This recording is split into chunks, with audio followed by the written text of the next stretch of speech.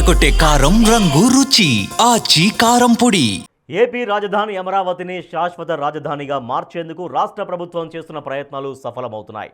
రాష్ట్ర విభజన తర్వాత రాజధాని అమరావతికి అంకురార్పణ జరిగిన విషయం తెలిసిందే. అప్పట్లోనే భూ సమీకరణ కూడా జరిగింది. అయితే వైసీపీ హయాంలో 3 రాజధానుల ప్రతిపాదన ముందుకు రావడం, అమరావతిపై రాజకీయ ముద్ర వేయడం, రైతులను హింసించడం వంటి పరిణామాలు చోటు చేసుకున్నాయి. ఈ నేపథ్యంలో ఫ్యూచర్లో రాష్ట్రంలో అధికారం మారినా అమరావతికి ఢోకా లేకుండా చేయడానికి కూటమి ప్రభుత్వం కేంద్ర సహకారంతో రాజధానికి అధికార గుర్తింపు కోసం చేస్తున్న ప్రయత్నాలు ఫలిస్తున్నాయంట.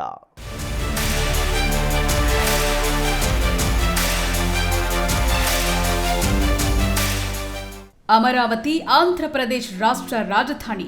2014లో ఆంధ్రప్రదేశ్ విభజన తరువాత అధికారంలోకి వచ్చిన సీఎం నారా చంద్రబాబు నాయుడు నాయకత్వంలోని ప్రభుత్వం అన్ని పార్టీల అంగీకారంతో గుంటూరు, విజయవాడ ప్రాంతంలో రాజధాని నిర్మించడానికి, దీనికి అమరావతి అని పేరు పెట్టడానికి నిర్ణయించింది. 2017 మార్చి 2న ఆ ప్రతిపాదనను అసెంబ్లీలో వైసీపీ కూడా ఆమోదించింది. రాజధాని ప్రాంతపు అభివృద్ధి కోసం ఏపీ CRDA ఏర్పాటైంది. దానికి సహాయంగా అమరావతి డెవలప్మెంట్ కార్పొరేషన్ లిమిటెడ్ ను కూడా ఏర్పాటు చేశారు.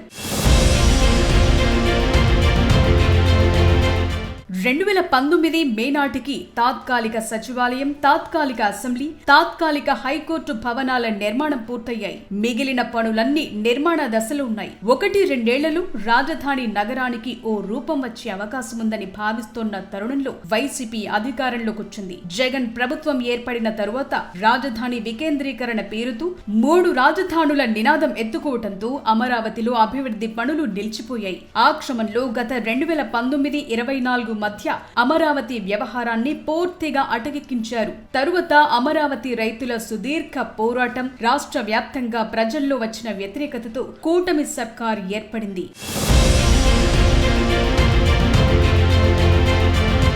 కూటమి రెండోసారి పగ్గాలు చేపట్టాక రెండో దశ భూ సమీకరణ పనులు మొదలయ్యాయి. అమరావతిని మహానగరంగా తీర్చిదిద్దేందుకు ప్రపంచ స్థాయిలో అభివృద్ధి చేసేందుకు ప్రయత్నాలు జరుగుతున్నాయి. అయితే మరోసారి వైసీపీ అధికారంలోకి వస్తే మళ్లీ 3 రాజధానుల పాట పాడుతుందన్న అనుమానాలు సర్వత్రా వ్యక్తమవుతున్నాయి. దానికి తగ్గట్లే జగన్ ఇటీవల అమరావతిపై అక్కసు వెళ్లిగక్కారు. సీఎం ఎక్కడ కూర్చుంటే అదే రాజధానిని కొత్త భాష్యం చెప్పారు. అమరావతిని రివర్ బేసిన్ లో కడుతున్నారని, దీనిపై సుప్రీంకోర్టు జోక్యం చేసుకోవాలని కోరారు.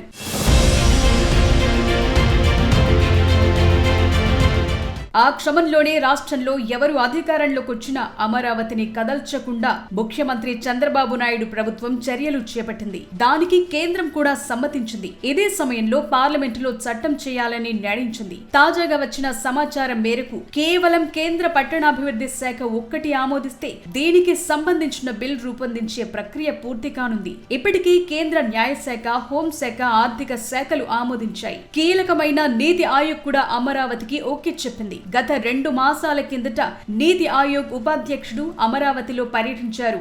ఆయన సమూలంగా అన్ని అంశాలను పరిశీలించి ఓకే చేశారు.